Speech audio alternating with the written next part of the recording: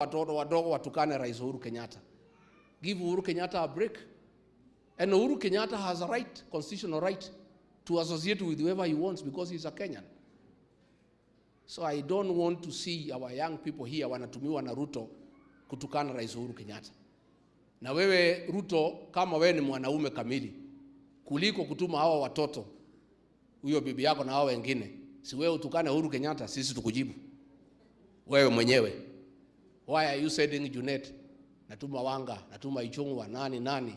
Si ujitokeze wewe kama ni mwanaume utukane Uhuru Kenyatta. Then tutakuamukia the following day tukuambia mambo yako.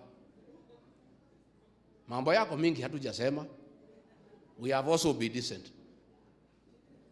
But if this onslaught on Uhuru Kenyatta continues, I'll have no choice now but to address you, William Ruto. Na nitakuanika sasa.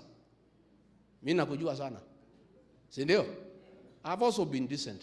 Nataja tu ile ya juju. Niko na ile ya ndani. Leave President Uhuru Kenyatta alone. Stop using those young leaders to abuse our leader. Let Uhuru Kenyatta be. Let him retire in peace. And let him associate with whoever he wants. Because he's a Kenyan and he has a constitutional right. And let you not belittle him that you defeated him. It's only that he was decent. Had Uhuru Kenyatta be like me, angetuambia mambo ya hii mtu ile ndani, Ruto hangechaguliwa. Lakini Uhuru alikuwa muungwana. So leave him, wachana na yeye tafadhali. Let Uhuru Kenyatta be. Awachiwe nafasi ya pumzike, angalie watoto wake na wajukuu, apate heshima yake kama kiongozi wetu.